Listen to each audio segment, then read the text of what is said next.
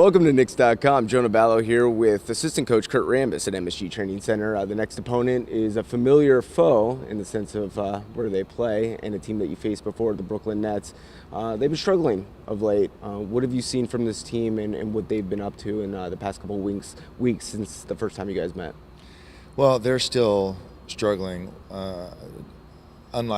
just like us, rather, that they're trying to figure out who they are as a ball club and where their strengths and weaknesses are. So they've got an awful lot of talented ball players on their team. They're just now trying to figure out how to mesh them all together. They cause matchup problems because they have very unique offensive-oriented players, and they do a pretty good job with their size and length of playing defense. It's just not fitting together yet. But, they're the type of team with the intelligence and high basketball IQ that you get the sense that it's just right around the corner for them to be able to figure out how to put it all together. All right, Darren Williams had a big game in the first contest. He's such a big guard. How do you control him? And Shumpert has done well against, opposing guards before, but that was a tough challenge.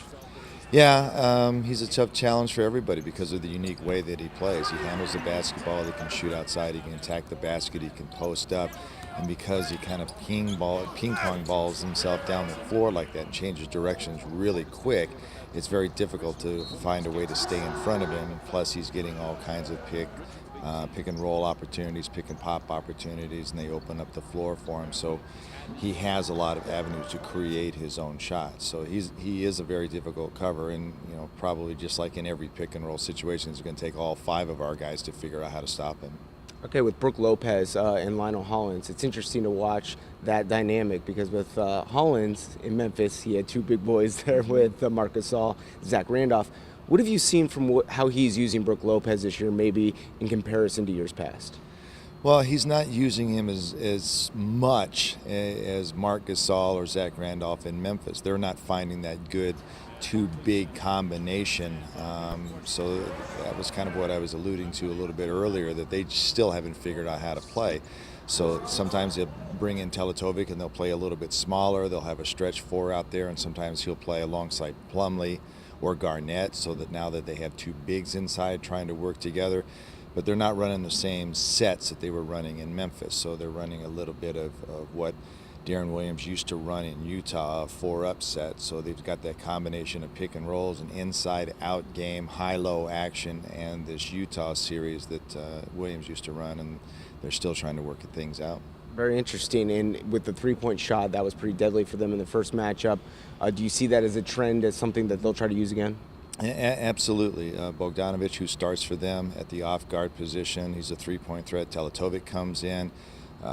Anderson, who comes off the bench, Johnson, who starts for them at the small forward spot, as well as Williams, can all knock down outside shots. And because they're all able to penetrate and they do have a strong inside presence and they run pick and rolls, they kind of get you collapsing, and then they're moving the ball on to find those three-point shooters. And finally, I always like to ask you, because of your experience in the league, both as a player and a coach, when you see a team like what you guys have gone through in the past couple of weeks, these close games, and just right there, and I think Jose told me, we're just there, we're not getting over the hump.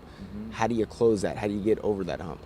Well, it's still a learning process for us as a ball club. The injuries have kind of held us back, the lack of practice time. We've condensed an awful lot of games to start this first month of the season, so we haven't been able to really get out on the floor and work on our weaknesses.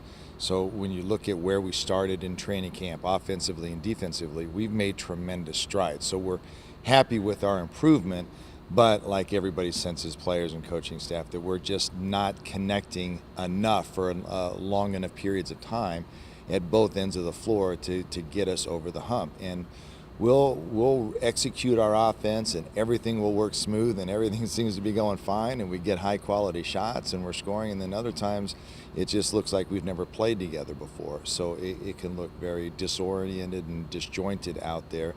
So they just got to keep trying to figure out ways how to play together, and then defensively as well. The way the game is played today, if one guy makes a mistake, if he's not in the proper position for our defensive coverages, that's all a team needs to figure out a way to score and get an easy scoring opportunity, because the floor is spread out on most teams.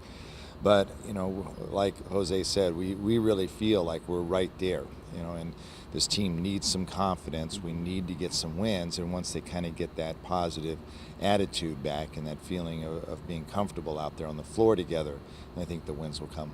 Just as a staff and as a former player, how great is it to see Marty Sotomayor and what he's done in the past couple games? He from everything that I've heard medically, they're all amazed that he can play with his knees and everything. And he's not only playing, but he's playing at a very high level. He's a very difficult matchup for most teams in this league. And he's playing with a lot of ferocity right now. He does a good job for us inside and out. We're working on him to improve his defense and his awareness, because a lot of times he's playing that 5 spot for us, so we need him to really clog up the paint and protect the basket.